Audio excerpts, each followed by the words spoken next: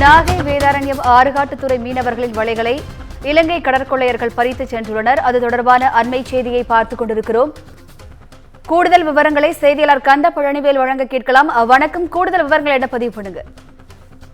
வணக்கம் வினிதா. தமிழக மீனவர்கள் மீதான இலங்கை கடற்படை மற்றும் இலங்கை கடற்கொள்ளையர்கள் தாக்குதல் என்பது தொடர்கதையாகி வருகிறது. குறிப்பாக வங்காள விரிகுடாவில் பாக் ஜலசந்தி மற்றும் மன்னார் வளைகுடா பகுதியில் மீன்பிடி தொழில் செய்யக்கூடிய மீனவர்களின் படகுகளை இலங்கை கடற்படையினர் கைது செய்வதும், அதேபோல் இரவு நேரத்தில் மீன்பிடித்துக் கொண்டிருக்கும் மீனவர்களை இலங்கை கடற்கொள்ளையர்கள் தாக்கி அவரது உடைமைகளை பறித்து செல்வதும் தொடர்கதையாகி வருகிறது.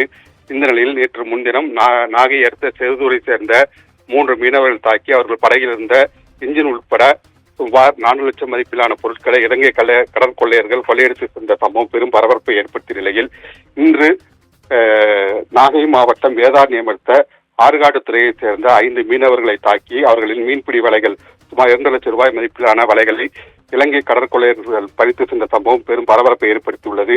ஆறுகாட்டுத்துறை மீன் இறங்குதளத்திலிருந்து நேற்று காலை 10 மணி அளவில் சிவகுமார் என்பவர் சொந்தமான பைபர் படகில் 5 மீனவர்கள் மீன்பிடிக்க கடலுக்கு சென்றுள்ளனர்.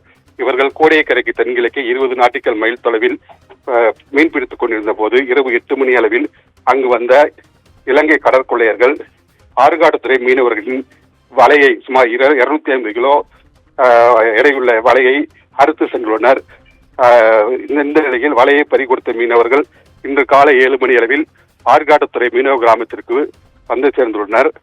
இலங்கை கடற்கொள்ளையர்களால் கொள்ளையடிக்கப்பட்ட வலையின் மதிப்பு சுமார் 2 லட்சம் இருக்கும் என கூறப்படும் நிலையில் இது குறித்து வேதாரண்யம் கடலோர பாதுகாப்பு குழும போலீசார் வழக்கு பதிவு செய்து விசாரணை மேற்கொண்டு வருகின்றனர். ஆறுகாட்டுத்துறை மீனவர்கள் வலைகள் அறுத்து கொள்ளையடிக்கப்பட்ட சம்பவம் அந்த பகுதியில் பெரும் பரபரப்பை ஏற்படுத்தியுள்ளது. வினிதா, கூடுதல் விவரங்களுக்கு நன்றி கந்த பழனிவேல்.